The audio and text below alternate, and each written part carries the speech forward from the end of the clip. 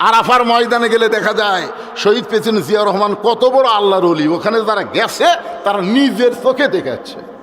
তাই 12 তারিখে নির্বাচন কমিশনার যদি কোনো দলের পক্ষ নেয়,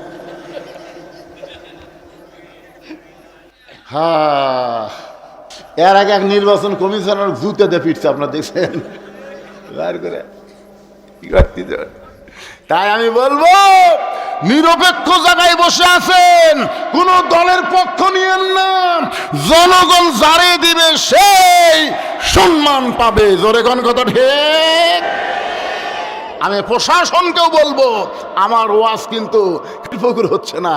আমার এই ওয়াজ বর্তমানে গোটা পৃথিবীর সব দেশে আমার ওয়াজ এই ভিডিওর মাধ্যমে সাপ্লাই হয়ে যাচ্ছে। আপনারা কি মনে করতেছে খালি আপনারা শুনতেছেন? আমার ঈমান বলতেছে আগামীতে আল্লাহর কোরআন সংসদে যাবে, এটা আমার ঈমান বলতেছে। এখন কি হবে আল্লাহ ভালো জানে। আপনাকে কিছু জানা লাগবে না, আপনাকে কিছুই জানা লাগবে না। আপনারা কি আলো অন্ধকার কিছুই চিনেন না? এই ধরে কোন অন্ধকার আলো কিছু চিনেন না আপনারা? যেই কোরআনকে আল্লাহ কি বললেন, নূর বললেন, আলো বললেন, যার কারণে আমরা স্লোগান দেই আল কোরআনের আলো। রে ঘর ঘর কে, ঘর ঘর কি আমরা বহু ঘরে ঘরে কষি ভাই, আর ঘরত কম না রে, যা থাকে কপালে হয়ে যাবি সকালে। একটা হিন্দু পর্যন্ত বলতেছে কোরআন যদি সংসদে যায় আমরা ন্যায্য অধিকার পাবো। একটা বৌদ্ধ পর্যন্ত বলতেছে কোরআন যদি সংসদে যায় আমরা ন্যায্য অধিকার পাবো। আর এই বিএনপি আওয়ামী লীগ বুঝতেছে না, এরা স্লোগান দিচ্ছে না। আমি দেখলাম তো মাঝে মধ্যে থেকে স্লোগান ওঠেনি কি?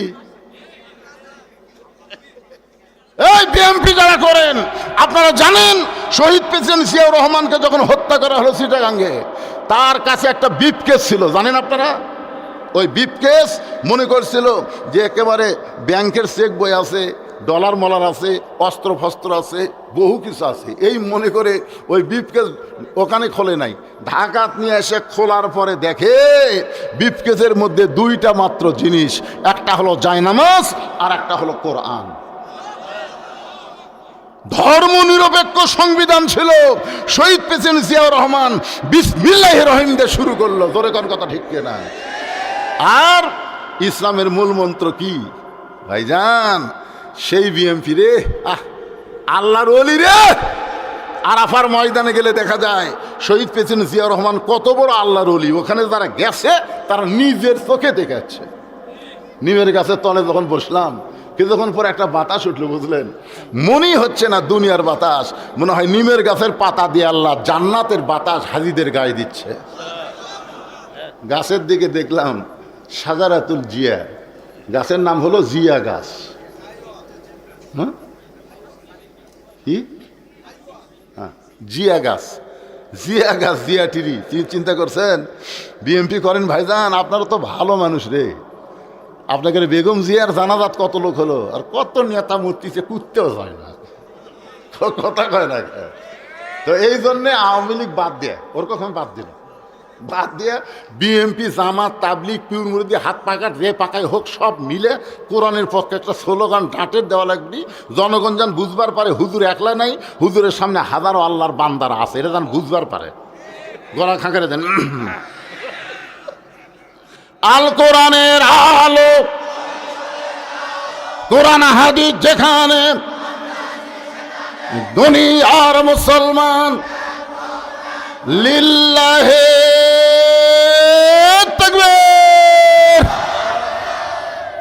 মেয়েটা বলতেছে আমির আল মুমিনিন হোসেন কি 3টা প্রশ্ন করবে আমি জানি না, তবে আমার ঈমান বলতেছে আমি না পারলেও আমার আল্লাহ পারবে। ওমর ফারুক এক দৌড়ে চলে আইছে হযরত আলীর বাড়িতে। আলী বলতেছে কিছুক্ষণ আগে কানতে কানতে চলে গেলেন, আবার ফেরত আসলেন কেন? ওমর ফারুক বলতেছে তারিখ করবার আছি, তারিখ। হোসেন বলে কিসের তারিখ? ওমর ফারুক বললেন, বিয়ার তারিখ না, তুমি যে 3টা প্রশ্ন করবা সেই প্রশ্নের উত্তর দিবার পারবে কি পারবে না তারই তারিখ। আলী বলতেছে, যেই প্রশ্ন আপনিও শোনেন নাই আমিও জানি না, সেই প্রশ্নের উত্তর মেয়েটা কেমনে দিবে? ওমর ফারুক বলে, আলী রে, ইমানের বলে বলিয়ান হয়ে যখন কোনো মানুষ কথা বলে, ওই মানুষ তখন একলা থাকে না, ওই মানুষের সঙ্গে ইমানের মালিক আল্লাহ থাকে। আমাদের ভিতরে ইমান আছে না নাই? ভারত আমাকে ভয় দেখাচ্ছে জানেন। কয়েকদিন আগে ভারতের এক উগ্রপন্থী মন্ত্রী বলেছে, বাংলাদেশের কতগুলো মৌলবীরা কোরআন তেজত জয়া খালি রাজনীতি করে, যে সব দেখা হলো শেষ, আগামীতে দেখবো কোরআনের বাংলাদেশ। ওই মন্ত্রী ভারত থেকে বলতেছে, এই যে মৌলবীরা জানে না যে বাংলাদেশে 3 দিকে ভারত, একদিকে সাগর, যদি আমরা ধরি এই মৌলবীরা পলানা রাস্তা পাবি না, সাগরও চুবড়া মরবি, এমন একটা হুমকি দিছে বুঝলেন। আমরা বলে সাগরও চুবড়া মরব। আমি ফেসবুকে লিখলাম, কেরে ন্যাংটির বাচ্চারা, এই তোরা যে সাগর আমাকে দেখাস, এর চাইতে বড় সাগর মুসা নবীর সামনে ছিল, আল্লাহ সাগরকে রাস্তা বানায় দিল। তাহলে আমাকে সেই আল্লাহ আছে না নাই? তোরা 3 দিক থেকে ধরবো, সাগর আল্লাহ রাস্তা বানিয়ে দিবি, আমরা যাবো, তোমরা যেই ঢুকবো আর আগেকার মতন চাপা খাবো, নমরু ফেরাউনের মতন চুবড়া মরবো। তোর এখন কথা ঠিক কি? একজন ভারতের এমপি নগেন্দ্র, এর নামগুলো কঠিন, বলতেছে আমাদের কাছে পারমাণবিক বোমা আছে, অ্যাটম বোমা আছে, একটা বোমা যদি মারা হয় গোটা বাংলাদেশ ছাই হয়ে যাবে। তার মানে আল্লাহর কোরআন দিয়ে বাংলাদেশ চলুক ওরা পছন্দ করে না, কারণ কোরআন দিয়ে যখন বাংলাদেশ চলবে ভারতের একটা খনিও থাকবে না, সব খনি আল্লাহ বাংলাদেশের মাটির তলে পৌঁছাইয়া দিবে। কি মনে করতেছেন?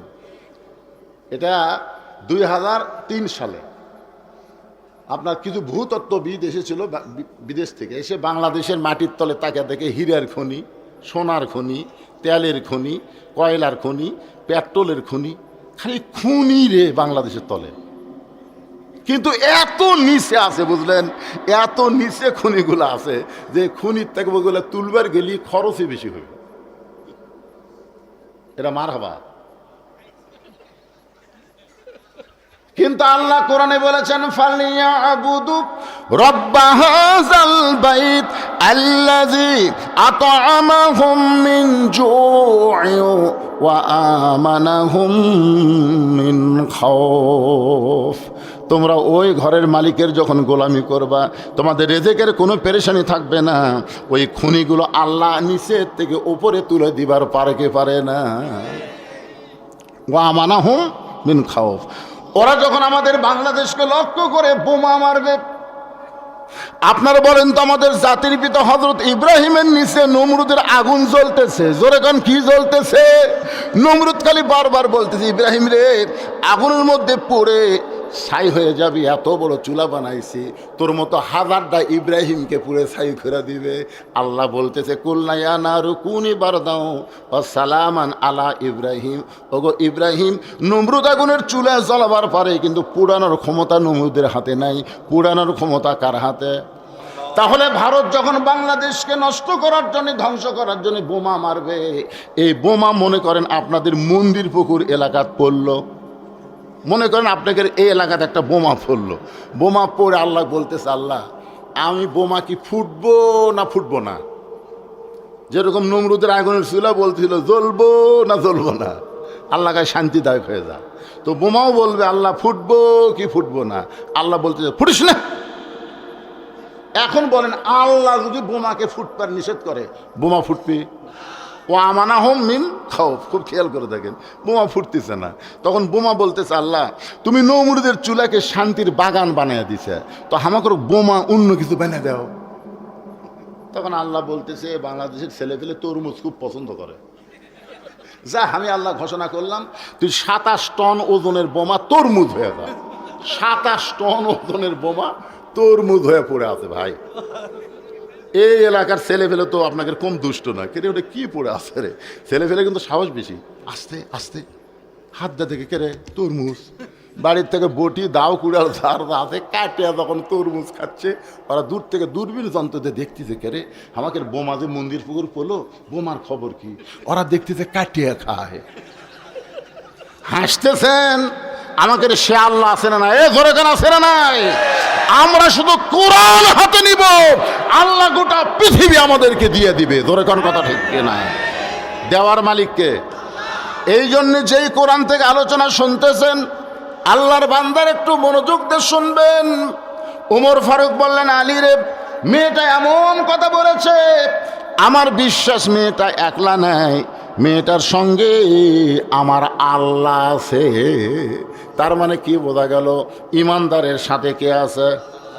যাই বলতেছেন না, আপনার সাথে কি শয়তান আছে? তাহলে জোরে সবাই বলবেন, আমাদের সাথে কে আছে? আরো জোরে, ওয়াহুয়া মাকুম আইনা মা কুনতুম। আল্লাহ বলে, বান্দা বান্দি আছে যেখানে, আমি আল্লাহর পাওয়ার, আমি আল্লাহর দয়া, আমি আল্লাহর রহমত আছে সেখানে। তারিখ মোতাবেক, তারিখ হয়ে গেছে, তারিখ মোতাবেক হযরত ওমর ডান পাশে বসে গেছে, আর হোসাইন বসেছে মাঝখানে, আর বাম পাশে বসে গেছেন হযরত আলী। এই যে আমাদের দিকে একটু তাকায় দেখেন, ডান পাশে হযরত ওমর বসে গেছে, মাঝখানে হোসাইন, আর ডান পাশ বাম পাশে হযরত আলী বসে গেছে। সামনে একটা চাদর দেওয়া হয়েছে, চাদরের ওই পারে ওই সুন্দরী মেয়েটাকে বসানো হয়েছে। আপনাদের কাছে আমার প্রশ্ন হলো, সামনে চাদর দেওয়ার কারণ কি? সবাই জোরে বলেন। তার মানে কি বোঝা গেল? পর্দা। এটা কিন্তু মমতাজ পাগলির মতন একজন গায়িকা হাসিনার সময় সংসদে গেছিল, মমতাজ সংসদে গেছিল, আপনারা জানেন। ওই সংসদে গিয়ে একটা গান গাইছিল, ওরে শরীয়তের মৌলানা, আমাদেরকে লক্ষ্য করে, তের মৌলানা চোখ দুইটা করলা কানা, মনের পর্দা বড় পর্দা তোমরা খুঁজা পাইলা না, তেতুল হুজুর বুঝলো না। তাহলে মনের পর্দা যদি বড় পর্দা হয়, আপনার বলেন তো ওমর ফারুকের মন ভালো না খারাপ? এই সত্য কথা বলার সময় এই পিছনে ছেলে দৌড়াদৌড়ি করে, শোনেন, এই ছোট ছোট বাচ্চাদেরকে আপনারা সাবধান করবেন। বাজান, রাসূল কি জন্য বললেন 7 বছর থেকে তালিম দাও, 7 বছর থেকে তালিম দাও, 10 বছর থেকে জোর করে নামাজ ধরো। এমনি এমনি করেছে, এদের দৌড়াদৌড়ি করতেছে, এখন একটু তালিম দেওয়ার বয়স। এখন ঘড়ির দিকে তাকে দেখেন তো রাত 11:30 বাজতেছে, আর 11টার সময় এরা দৌড়ায়। আমাদের এলাকায় সন্ধ্যার সময় প্রত্যেকটা মেয়েরা ঘোড়া চেক করে, হাঁস মুরগি উঠলো কিনা। সন্ধ্যার সময় লাইট দিয়ে দেখতেছে হাঁস মুরগি ঠিক মতো উঠলো কিনা। সন্ধ্যার সময় পুরুষ মানুষ গোয়াল ঘর চেক করতেছে, গরু ছাগল ঠিক মতো উঠলো কিনা। কিন্তু সন্ধ্যার সময় মুরগি হাঁস, সন্ধ্যার সময় গরু ছাগল যদি চেক করে, তাহলে রাত 11:30 বাজলো। এরকে বাপ মা কুটি গেল, চেক করবি না? ও আর শুনতিস, ওরা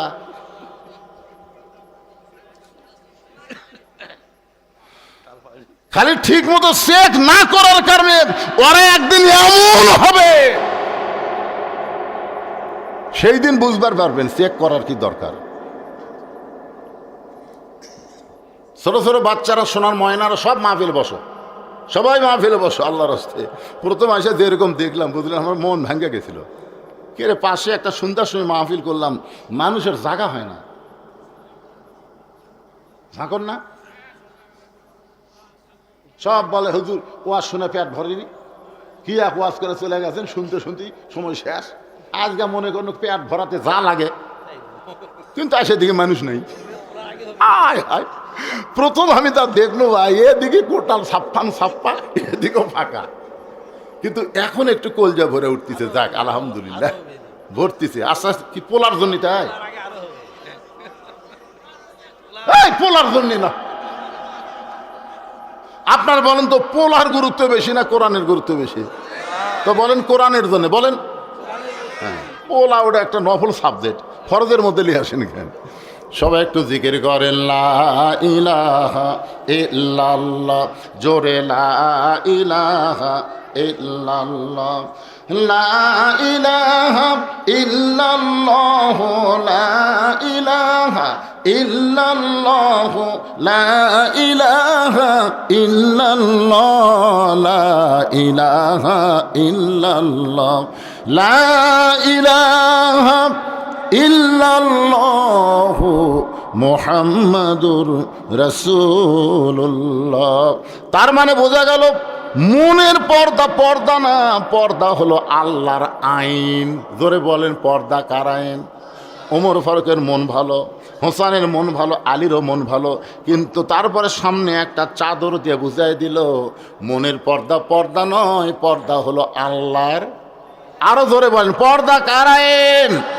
আমার মায়েরা যারা পর্দার অন্তর আছেন, মা আপনি মরে গেলে আপনাকে 5টা কাপড় দেওয়া হবে। 5টা কাপড় দেওয়ার পরে আপনাকে যখন খাটনিতে রাখা হবে তখন কিন্তু আবার চাদর দিয়েও খাটনিটা ঢাকা রাখবে। জোরে কোন ঠিক কিনা? ফেরেশতারা ঘরে আর কয়, আল্লাহ এই মেয়েটা যখন জীবিত ছিল গোটা মন্দির পুকুর ঘুরিছে, আর মরে যাওয়ার পরে 5 কাপড় দিয়া তার উপর আবার চাদর দিয়া খাটনি ঢাকা ধরছে। কারণ কি? আল্লাহ বলে, ফেরেশতা ওই দেশের নাম হলো বাংলাদেশ। ওই দেশের মেয়েরা বাঁচতে পর্দা মানে না, কিন্তু মরার পরে পর্দা করে। আপনার বলেন তো, মরার পরে পর্দা করে কোনো লাভ হবে? মায়েরা মনোযোগ দিয়ে শুনবেন। ওমর ফারুক এখন বলে, হোসাইন তুমি যে 3টা প্রশ্ন করবা, এই 3টা প্রশ্ন এখন শুরু করে দাও।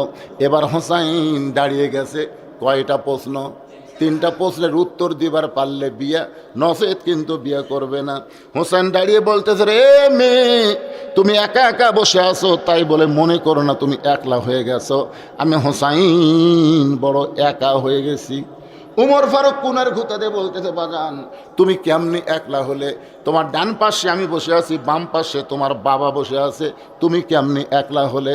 হোসেন বলে, রে মেয়ে আমার 2 পাশে 2 জন মহামানব বসে আছে দেহ নিয়ে, কিন্তু মনে মনে মনে মনে তোমার পক্ষ নিয়েছে।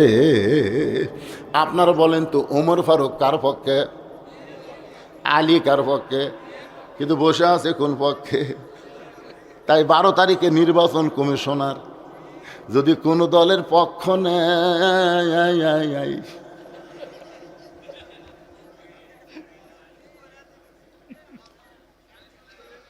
হ্যাঁ এর আগে এক নির্বাচন কমিশনার জুতেতে ফিরছে, আপনারা দেখছেন?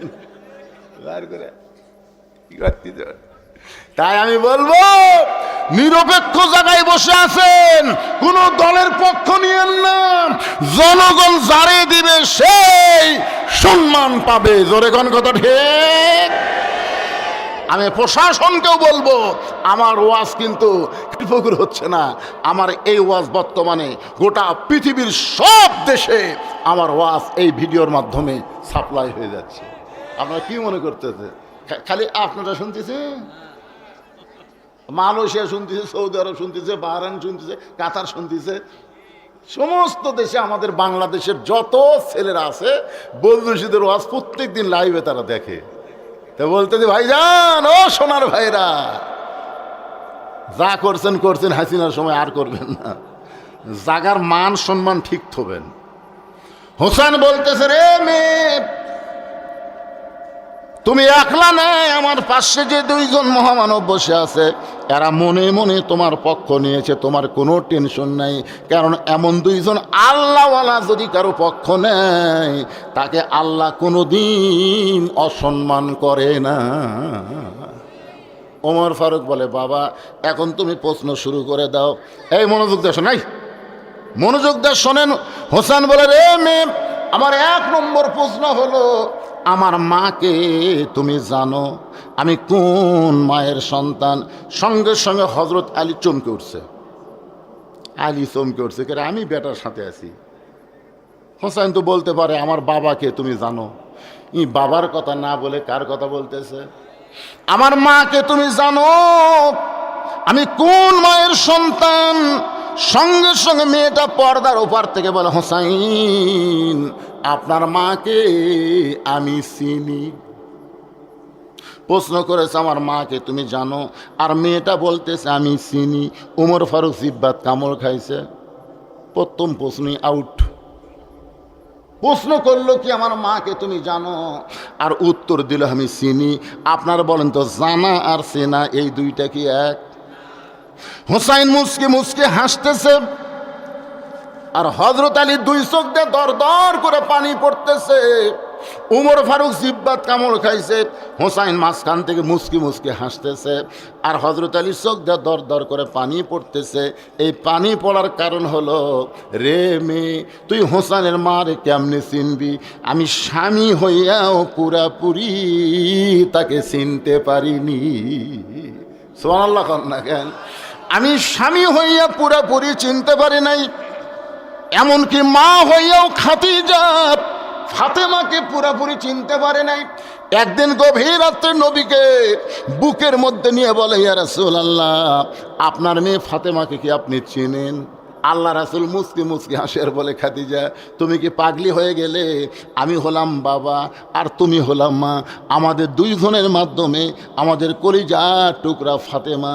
খাদিজা বললেন, হুজুর শুধু এইটুকু চিনলে হবে না, ফাতেমার যে অন্য একটা রূপ আছে আপনি কি জানেন? আল্লাহ রাসূল বলে, খাদিজা আমি হলাম বাবা, আপনি হলেন মা, বাবার চাইতে মায়েরা বেশি জানে। খাদিজা বলে, হুজুর তাহলে শোনেন, যখন আমার বড় মেয়ের নাম হলো জয়নাব, যখন দুনিয়াতে প্রসব হলো, আমার প্রসব ব্যথা হলো, আমার রক্ত পর্যন্ত ঝরেছিল। আমার দ্বিতীয় মেয়ে রোকেয়া যখন আমার পেটের মধ্যে ছিল, আমার পেটটা উঁচু হয়েছিল, পেটের মধ্যে ওজন হয়েছিল। রোকেয়া যখন দুনিয়াতে ভূমিষ্ঠ হইল, আমার তখন প্রসব ব্যথা শুরু হয়ে গেল। ওগো আল্লাহর নবী, আমার তৃতীয় মেয়ে কুলসুমা যখন আমার পেটের মধ্যে ছিল, তখন আমার পেটটা উঁচু অবস্থায় হয়েছিল। আমার এক সময় যখন রোকেয়া কুলসুমা দুনিয়াতে ভূমিষ্ঠ হইল, তখন আমার প্রসব ব্যথা হলো, রক্ত পর্যন্ত ঝরে গেল।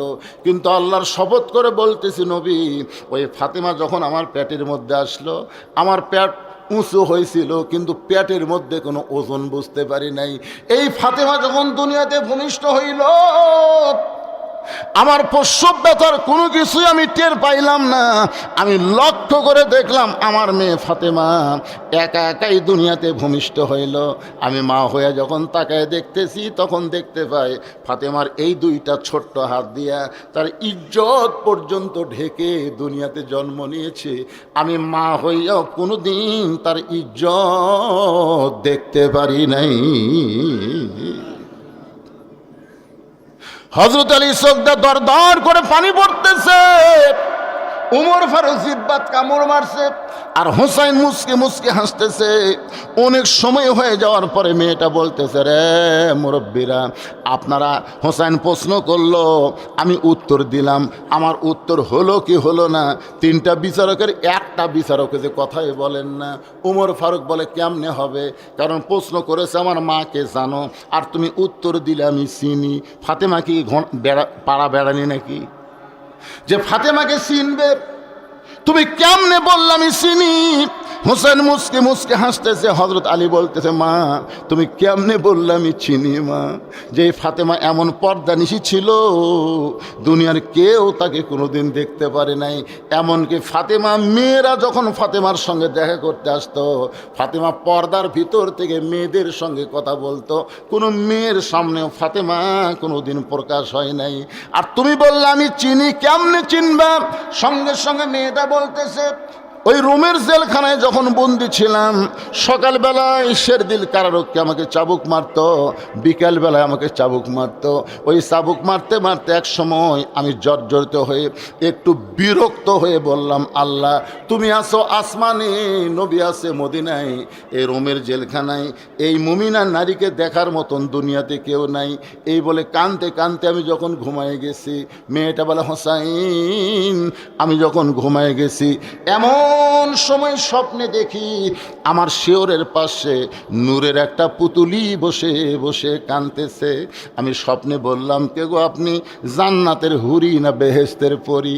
আমার মাথায় হাত দে বলে, মা আমি জান্নাতের হুরিও না বেহেশতের পরীও না, আমি হলাম জগৎ বিখ্যাত মা ফাতেমা, আমি জগৎ বিখ্যাত মা ফাতেমা। তখন আমি লক্ষ্য করে দেখতে পাই তার চোখের ভুরু জোড়া বাম গালে কালো একটা তিল, থুতনির তলে লাল একটা দাগ। ওইটা দেখার পরে আমি শুধু জানি না, আমি মা ফাতেমাকে চিনেছি। সঙ্গে সঙ্গে হোসেন বলতেছে, রে মেয়ে, 1 নম্বর প্রশ্নের উত্তর যেমন আশা করেছিলাম তার চাইতে তুমি 100 গুণ সুন্দর দিয়েছ। ওমর ফারুক বলতেছে, আমার ঘটকালি আল্লাহ কবুল করেছে, আমার ঘটকালি আল্লাহ কবুল করেছে। হোসেন বলতেছে, এত সহজ না, কারণ একটা প্রশ্নের উত্তর দিলে তো আমি বিয়ে করব না, 3টা প্রশ্নের উত্তর দিলেই করব বিয়ে, নসেদ বিয়ে হবে না। ওমর ফারুক বলে, হোসেন এখন তুমি 2 নম্বর প্রশ্ন করো। ইন্নাল্লাযীনা ক্বালু রাব্বুনাল্লাহু সুম্মা ইসতাকামু তাতানাজ্জালু আলাইহিমুল মালায়েকা। একটু মনোযোগ দিয়ে শোনেন। এবার ওমর ফারুক বলে, হোসেন তুমি এখন মেয়েটাকে 2 নম্বর প্রশ্ন করো। এবার হোসেন বলে, রে মেয়ে, আমার 2 নম্বর প্রশ্ন হলো 6 বছর বয়সে তুমি ঈমান কেমনে পাইলা? তুমি 6 বছর বয়সে ঈমান কেমনে পাইলা? যে ঈমান গ্রহণ করার কারণে 12 বছর তুমি জেলখানায় বন্দী ছিলে। আমি জানি তোমার যে দেশে ঈমান গ্রহণ করেছ ওই দেশে তুমি ঈমানটা কেমনে পাইলা? এবার মেয়েটা বলে, হোসেন আপনি যখন 2 নম্বর প্রশ্ন করেছেন তাহলে তার উত্তর শোনেন। আমি ঈমানটা কেমনে পাইলাম? আমি দুনিয়ার সাধারণ কোনো ঘরের সন্তান না, আমার দাদা হলো রোম সম্রাট কাইসার। মেয়েটা বলতেছে, আমি দুনিয়ার সাধারণ কোনো ঘরের সন্তান না, আমার দাদা হলো রোম সম্রাট কাইসার। একদিন পড়ন্ত বেলায় অন্দরমহলে গিয়ে আমাকে বলতেছে, নাতনি রে, আজকে রোমের রাজদরবারে খেলা হবে, তুই কি খেলা দেখতে যাবি? আপনার বলেন যে ছোট ছোট বাচ্চারা খেলাতে খুশি না বেজার? এই যে মেলার মধ্যে কত খেলা, স্পিনিংয়ের উপর লাপানা খেলা, নাগরদোলা খেলা, কত খেলা এখন দেখবেন। তারপরে মোবাইলের খেলা, জোরে কোন কিসের খেলা? কোনো মেয়ে বাচ্চারা যখন কান্দে, ওর কান্দা যদি থামাবার চান খালি একটা গেম চালু করে দেন। ছোটো ছোটো বাচ্চারাই খেলাকে পছন্দ করে। মেয়েটা বলে, হোসেন 6 বছর বয়স আমার দাদা যখন অন্দরমহলে বলতেছে রোমের রাজদরবারে খেলা হবে, তুই কি খেলা দেখতে যাবি? আমি তখন দাদার সঙ্গে খেলা দেখার নিয়তে রোমের রাজদরবারে আসলাম। আমার দাদার সিংহাসনের পাশে ছোট্ট একটা সিংহাসন করে সেইখানে আমাকে বসার ব্যবস্থা করে দিল। আমি বসার পরে বললাম, দাদু ভাই আপনি খেলা দেখার কথা বলে আমার নিয়ে আইছেন, খেলাটা কোন জায়গায়?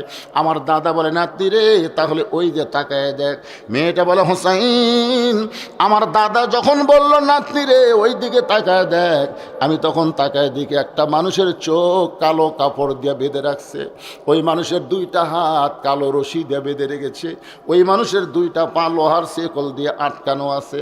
আমি তখন বললাম, দাদু ভাই খেলা দেখার কথা বলে আপনি নিয়ে আসলেন, কিন্তু আমি একজন মানুষকে দেখতে পাই চোখ বাঁধা, হাত বাঁধা, পা লোহার শিকল দিয়ে আটকানো, এইটা কিসের খেলা? আমার দাদা বলতেছে, ওইটা মানুষ না রে পাগলি, ওইটা মানুষ না, ওইটা মানুষ না। আমি বললাম, অবিকল মানুষের মতোই দেখতেছি, তাহলে ওইটা মানুষ না, ওইটার পরিচয় কি? আমার দাদা অট্ট হাসি দিয়ে বললেন, ওটা মানুষ না রে, ওইটা হইল মুসলমান। তার মানে কি বুঝতেছেন? ইহুদি খ্রিস্টান মালওয়ানের বাচ্চারা মুসলমানকে মানুষ মনে করে না। জোরে গান কি মনে করে না?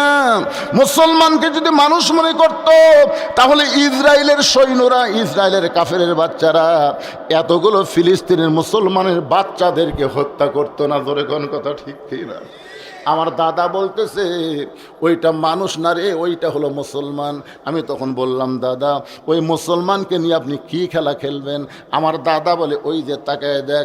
মেয়েটা বলে, হোসাইন আমি তাকায় দেখি একটা চুলার মধ্যে আগুন দাউ দাউ করে জ্বলতেছে, ওই চুলার উপরে বিশাল একটা দেখছি মনে মনে তেল, ওই নিচের আগুনের তাপে তেলগুলো টকবক টকবক করতেছে। আমার দাদা বলতেছে, নাতনি রে ওই মুসলমানকে হাত পাও বাঁধে এই উত্তপ্ত তেলের মধ্যে ফেলে দেব, মুসলমান পুড়ে মরে যাবে।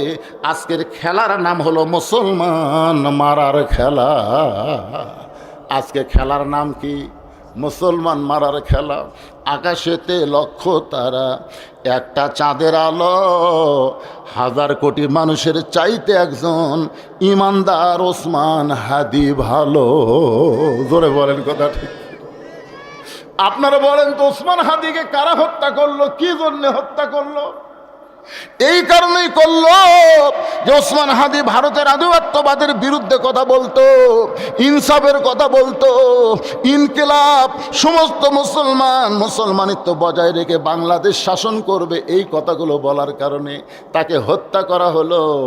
আকাশেতে লক্ষ তারা থাকলে কি হবে, একটা চাঁদের যখন আলো দেয় তখন দেখবেন কোনো তারার কোনো কাজ হয় না। হাজার হাজার মানুষ থাকলে কি হবে, একজন ওসমান হাদির মতো মানুষ ছেলে আমাদের বাংলাদেশে দরকার আছে না নাই? জোরে বলেন আছে না নাই?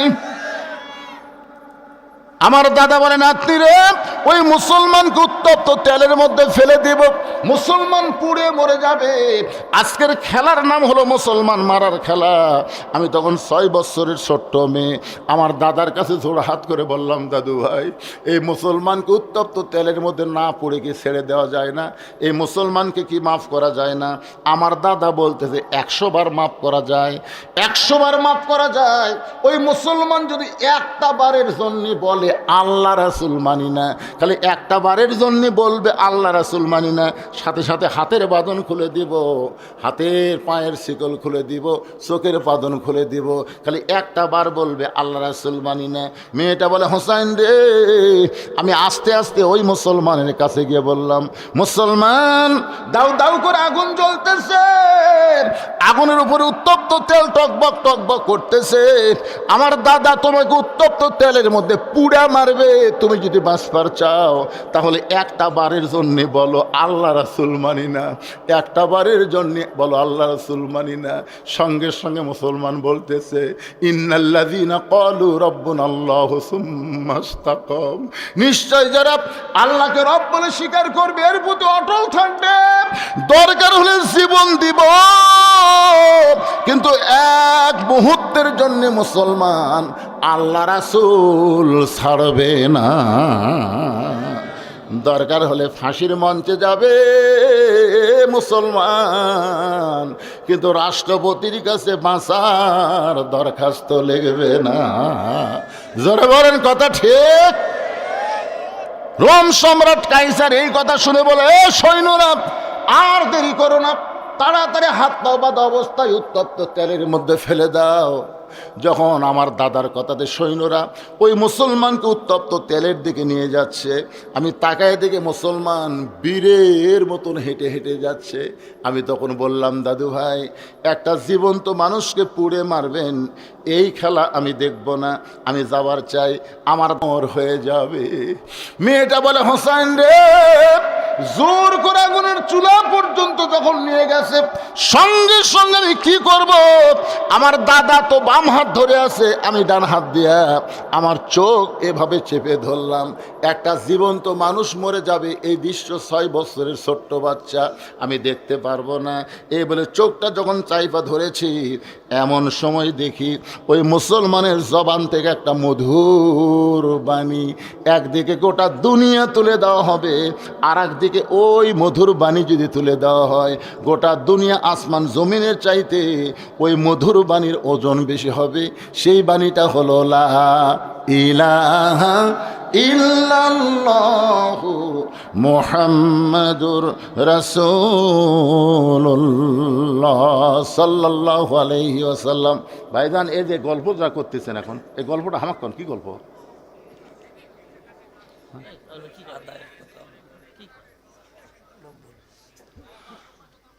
না না, ঠিকই আছে না, যে গল্পটা করতেছে গল্প লাগে না তো, যে একটা স্লিপ এটি আমাকে দিছে। এটা কিসের স্লিপ জানেন? আসসালামু আলাইকুম হুজুর, কিছু মনে করবেন না, সুদের ব্যাপারে একটু আলোচনা করবেন। আপনারা কভার চাচ্ছেন? শোনেন শোনেন, ওয়াজ দিয়া নামাজি হবি না, ওয়াজ দিয়া সুদ বন্ধ হবি না, ওয়াজ দিয়া জাকাত আদায় হবি না, এগুলা সব সংসদে আল্লাহর কোরআন নিয়ে দেয়, বিল পাশ করে তারপরে সুদরু সুদরু।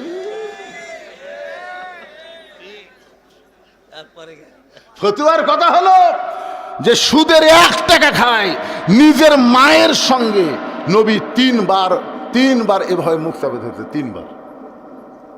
সর্বনিম্ন পাপ বলার সময়, সর্বোচ্চ পাপ হলো আল্লাহর সাথে যুদ্ধ করা, আর সর্বনিম্ন পাপ বলার সময় নবী 3 বার মুখ চাপে ধরছে। কয়বার? সাহাবেরা বলতেছে হুজুর সুদের সর্বনিম্ন পাপ কি আপনি বলেন না কেন? রাসূল বলতেছে কেমনে বলি, সুদের সর্বনিম্ন পাপ হলো নিজের মায়ের সাথে, জন্ম দেওয়া মায়ের সঙ্গে ৪২ বার জিনা করা। এই বাড়া চিল্লাই কেন?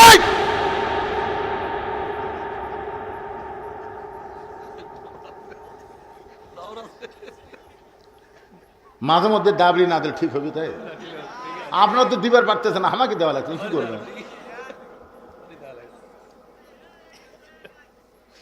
কি যে এক মেলা লাগাছে, এক মেলা। আল্লাহর বান্দার একটু মনোযোগ দেন, অত্যন্ত গুরুত্বপূর্ণ। মেয়েটা বলতেছে আমার দাদা কি ধরে আছে? আমার বাম হাত ধরে আছে আর ডান হাত দিয়ে আমি চোখ বন্ধ করলাম, কারণ একটা জীবন্ত মানুষকে পুরো মারবে এই দৃশ্য আমি দেখতে পারবো না।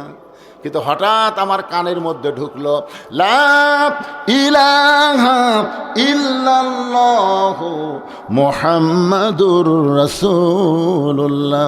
মেয়েটা বলে হোসাইন এত সুন্দর বাণী, এত সুন্দর কলেমা জীবনে আমি শুনি নাই। আমার কানের মধ্য দিয়ে আমার কলিজার মধ্যে যখন গেছে আমি তখন দেখতে পাই, যদিও হাত দিয়ে চোখ বন্ধ করে আছি, তারপরে আমি দেখতেছি ওই মুসলমানের দেহ নামক খাঁচাটা আগুনের চুলার মধ্যে পড়েছে, আর খাঁচার ভিতরে যেই পাখিটা আগুনের চুলাতে পড়ার আগে কে যেন পাখিটা ধরে সুন্দর একটা সবুজ রঙের বাগানে ছেড়ে দেয়। এই দৃশ্য দেখার পর আমি হেঁচকা টান দিলাম, কেন আগে ছিলাম বেঈমান, কিন্তু ওই মানুষটা দুনিয়া থেকে বিদায় নেওয়ার সময় কলেমা আমার কলিজার মধ্যে ঢোকাতে আমি হলাম ঈমান। আর যখন ঈমান আসবে তখন শক্তি কম না বেশি? আমি হেঁচকা টান মারলাম, দাদার হাত থেকে আমার হাতটা খুলে গেল। আমি এক দৌড়ে বাড়ির মধ্যে গেলাম, বাড়ির মধ্যে গিয়ে আমার মায়ের সামনে বললাম মা লা ইলাহা ইল্লাল্লাহ মুহাম্মাদুর রাসূলুল্লাহ। আমার মা বলতেছে তুই না তোর দাদার সঙ্গে রাজ দরবারে খেলা দেখতে গেলি, এই খেলা দেখবার গিয়ে মুসলমানের কলমা কোথায় পাইলি? এই কলমা যদি তোর দাদা শোনে, তোর বাপ শোনে, তোকে হত্যা করবে। আমি তখন বললাম মা এই কলমাওয়ালারা কোনো দিন মরে না, নিজের চোখে দেখলাম গো মা। খাঁচা পড়েছে উত্তপ্ত তেলের মধ্যে, কিন্তু ভিতরে রুহু পাখিটা পড়ে নাই, এটা সবুজ রঙের বাগানে উড়াল দিয়া চইলা যায়। আমি এক দৌড়ে দাদার কাছে আসলাম, আয়সা দেখি আমার দাদা সহ সৈন্যরা সবাই মিছিল করতেছে। মুসলমান পুরা ছাই হয়ে গেল, মুসলমান শেষ হয়ে গেল, সবাই শাহবাগে মিছিল করতেছে। শাহবাগের মিছিল দেখেন না আপনারা? এরকম মিছিল করতেছে, মুসলমান পুরা শেষ হয়ে গেল। আমি তখন দাদার সামনে 6 বছরের ছোট্ট মেয়ে বললাম কানার ভাগ্যে ধন মিলে না, কানার ভাগ্যে ধন মিলে না, সামনে পড়ে আছে সোনা কানা দেখতে পায় না, মাটি মনে করে ফাইলা দেয় হাতে তুলে নেয় না। সবাই বলেন কানার ভাগ্যে ধন মিলে না, সামনে পড়ে আছে সোনা, সামনে পড়ে আছে সোনা, চোখে দেখতে পায় না, মাটি মনে করে ফাইলা দেয় হাতে তুলে নেয় না, কানার ভাগ্যে ধন মিলে না। আমার দাদা আমারে বলে রে নাতনি তুই কি বলবার চাস? আমি তখন হাজার হাজার সৈন্যদের সামনে 6 বছরের ছোট্ট মেয়ে বললাম দাদা তোমরা বলতেছো মুসলমান পুরা মরে গেছে, আমি নিজের চোখে দেখছি দাদা মুসলমানের খাঁচা ফুটতেছে আর পাখি এখন জান্নাতে উড়তেছে। আমার দাদা কয় কে রে তুই আমার নাতনি হয়ে মুসলমানের দলত গেলি? তখন 6 বছরের ছোট্ট নাতি বলে না দাদা এটা কি জাত? যেই জাতকে আপনি আগুনের চুলার মধ্যে ফেলে দিলেন এটা কি জাত? এই জাতকে মারিয়া কোনোদিন শেষ করা যাবে না, এরা একজন যাবে 10 জন বেশি বাড়বি। জোরে কোন কথা ঠিক কিনা? আপনার বলেন তো পৃথিবীতে মুসলমান দিন দিন বেশি হচ্ছে না কমতিছে?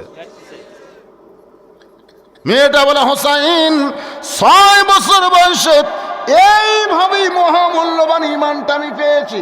সঙ্গে সঙ্গে হোসেন বলে রে মেয়ে আমি 2 নম্বর প্রশ্নের উত্তর যেমন আশা করেছিলাম তার চাইতে তুমি 1000 গুণ সুন্দর দিয়েছ। ওমর ফারুক বলে, আলী ভাই আমার ঘটকালি আল্লাহ কবুল করেছে। হোসেন বলতে যে এত সহজ না, 3টা প্রশ্নের উত্তর না দিলে আমি বিবাহ করব। কয়টা দিছে? আর একটা বাকি আছে। এই একটা প্রশ্নের উত্তর প্রশ্ন করবে, উত্তর হবে। আপনার কি সেই পর্যন্ত থাকবেন? কারা কারা থাকবেন আল্লাহকে একটু হাত দেখান। আমরা হোসেনের বিয়ে দেখে এখান থেকে সবাই যাবার চাই। এখন আসেন, ওমর ফারুক বলে, হোসেন 3 নম্বর প্রশ্ন করো। এবার হোসেন মেয়েটাকে লক্ষ্য করে বলতেছে, রে মেয়ে, আমার 3 নম্বর প্রশ্ন হলো বিবাহের পরে। খুব খেয়াল করবেন, বিয়ার আগে না পরে। বিবাহের পরে আমার সঙ্গী তোমার থাকতে হবে। যুবকেরা শোনো, আল্লাহ রাসূল বলেছেন, সাইদাতুন নিসা সাইদুস শাবাব আহল জান্নাত, জান্নাতি যুবকদের সর্দার হবে হাসান ও হুসাইন রাদিয়াল্লাহু তাআলা আনহুমা। তোমরা যদি হাসান হোসেনের সঙ্গে জান্নাতে থাকবার চাও, তাহলে বিবাহের আগে কোনো কিছুই চলবে না, সব চলবে বিবাহের পরে। হোসেন কি বলতেছে? বিবাহের পরে। তার মানে বোঝা গেল বিবাহের আগে কোনো কিছু জায়েজ। আরো জোরে, এই যত 14 ফেব্রুয়ারি ভ্যালেন্টাইন ডে হয়, যারা বিশ্ব ভালোবাসা দিবস পালন করে, এরা কি বিয়ার আগে করে না পরে করে? নূর আলম আল্লাহ তোমার একজন বান্দা মন্দির পুকুর 5,000 টাকা দান করেছে, আল্লাহ তার দান কবুল করেন।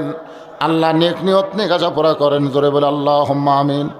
হোসেন বলে, রে মেয়ে, আমার 3 নম্বর প্রশ্ন হলো বিবাহের পরে আমার সঙ্গী তোমার থাকতে হবে। যেই প্রশ্নটা করেছে সঙ্গে সঙ্গে মেয়েটা ফোঁপায় ফোঁপায় কাঁদতেছে। ওমর ফারুক বলে, মা 2টা কঠিন প্রশ্ন করলো, তুমি তার উত্তর দিবার পারলা, কিন্তু এই সহজ প্রশ্ন, বিবাহের পরে যাকে তুমি পছন্দ করো, পৃথিবীর সবচাইতে ভালো সন্তান, বিবাহের পরে তার সঙ্গে তুমি থাকবে, এই কথাটা বলবে হোসাইন। বিবাহের পরে আপনার সঙ্গে আমি থাকতে চাই। মেয়েটা বলতেছে, আমির আল মুমিনিন, এইরকম সস্তা কথা, সহজ কথা হোসাইনকে বললে হবে না। কারণ সহজ সস্তা কথা বিয়ার আগে বলা যায়, কিন্তু বিয়ার পরে বলা যায় না। দেখবেন বিয়ার আগে এক ছেলে এক মেয়েকে বলতেছে, তুমি আমার জীবন, তোমার জন্যে দরকার হলে আমি সাগর পাড়ি দেব, তুমি যদি চাও আমি পাহাড় ডেঙ্গামো। শালা 1 মাইল রাস্তা ভ্যান ছাড়া যাবার পারে না, ওই বলে পাহাড় ডেঙ্গাবি, আমি নি ওই সাগর পাড়ি দিবি। এলা বিয়ার আগে এরকম প্রেমের মেলা গল্প করা যায়। ধরে কোন কথা ঠিক কিনা? তুমি আমার জীবন, তোমার জন্যে 1 রাত মানে 1 বছর। কত কথা বলে বিয়ার আগে। মেয়েটা বলতেছে, আমির আল মুমিনিন, আমি যদি বলি বিবাহের পর আপনার সঙ্গে আমি থাকবো, এই সস্তা কথা হোসাইন বিশ্বাস করবে না। ওমর ফারুক বলে, মা তাহলে তুমি 3 নম্বর প্রশ্নের উত্তর কেমনে দিবা? এবার মেয়েটা বলে, হোসাইন, আল্লাহর একজন নবী ছিলেন, যেই নবীর নাম হলো আয়ুব নবী। ধরে বলেন নাম কি? আয়ুব নবী একদিন বাদশা ছিলেন। এক সময় তার অনেকগুলো বিবি ছিল, চাকর নৌকর বাসা বাড়ি সহায় সম্পত্তি অঢেল ছিল। আয়ুব নবী যখন অসুস্থ হয়ে গেল, এমন কঠিন অসুস্থ হয়ে গেল, দেহের গোস্তের পচন শুরু হয়ে গেল। সমস্ত চাকর নকর যা ছিল সবাই দূরে চলে গেল। এমনকি যতগুলো বউ ছিল সব বউ আয়ুব নবীকে ছেড়ে চলে গেল। আয়ুব নবীর আত্মীয় স্বজনেরা দেহের দুর্গন্ধে তাকে বাড়িতে রাখতে পারলো না, জঙ্গলের মধ্যে রেখে আসলো। আয়ুব নবী যখন জঙ্গলের মধ্যে, দেহের পচন দুর্গন্ধ, এমন সময় একজন বিবি আয়ুব নবীকে ছাড়তে পারে নাই। সেই বিবির নাম হলো রহিমা। ওগো হোসাইন, বিবাহের পরে আমি আয়ুব নবীর বিবি রহিমার মতো আপনার সঙ্গে সুখে দুঃখে সব অবস্থায় থাকতে চাই। হোসেন বলল, আমির আল মুমিনিন, আপনার ঘটকালি আল্লাহ কবুল করেছে। আমার বাবার মনে মনে পছন্দ করা মেয়েটাও আল্লাহ কবুল করেছে। আমার বিবাহ করতে কোনো আপত্তি নেই। ওই মেয়েটার নাম হলো শাহের বানু। জোরে বলেন, মেয়েটার নাম কি? শাহের বানু। কারবালার ময়দানে যখন হোসেন রাদিয়াল্লাহকে হত্যা করার পরে দেহটা কারবালায় রেখে চলে যায়, আর মাথা নিয়ে যায় দামেস্ক ইয়াজিদের কাছে। এমন সময় ইয়াজিদের বাহিনীর 80টা ঘোড়া হোসাইন রাদিয়াল্লাহর দেহের উপরে চালনা করে। গোটা দেহ যখন ছিন্ন ভিন্ন হয়ে যায়, এমন সময় হোসেনের বউ শাহের বানু ওই দেহের কাছে দাঁড়িয়ে চোখের পানি নিয়ে বলে, স্বামী গো, বিবাহের পূর্বে আপনি 3 নম্বর প্রশ্ন করেছিলেন, বিয়ের পরে আমার সঙ্গী তোমার থাকতে হবে। আমি আপনার সঙ্গে ছিলাম কারবালার ময়দানে, আপনার সঙ্গে ছিলাম, কিন্তু আপনি এখন নাই, আপনি চলে গেছেন জান্নাতে। ওগো স্বামী, আমি দুনিয়াতেও আপনার সঙ্গে ছিলাম, জান্নাতের মধ্যেও আপনার সঙ্গে আমি থাকতে চাই। আজকের আলোচনার ভিতর দিয়ে যেই জিনিসগুলো আপনাদের বুঝাবার চাইছি, তার মধ্যে একটা আয়াত হলো, ইন্নাল্লাযীনা ক্বালু রাব্বুনাল্লাহু সুম্মা ইসতাকাম, নিশ্চয় যারা আল্লাহকে রব বলে স্বীকার করে, শত বিপদ আপদ মুসিবতের মধ্যেও যারা এর প্রতি অটল থাকবে, অবিচল থাকবে, নানা ধরনের কষ্ট আসবে দুনিয়ায়, এ কষ্টের মধ্যেও যারা আল্লাহ রাসূলকে ছাড়বে না, আল্লাহ বলেছেন তাতানাজ্জালু আলাইহিমুল মালাইকা, তোমাদের জন্য আমি রহমতের ফেরেশতা নাজিল করে তোমাদেরকে খুশখবরি দেব। আল্লাহ তাখাফ, তোমাদের কোনো ভয় নাই, ওয়ালা তাহজান, তোমাদের কোনো চিন্তা নাই, ও আবশিরু বিল জান্নাহ, দুনিয়া ছাড়ার সঙ্গে সঙ্গে জান্নাতের 8টা দরজা আল্লাহ আমি তোমাদের জন্য খুলে দিব।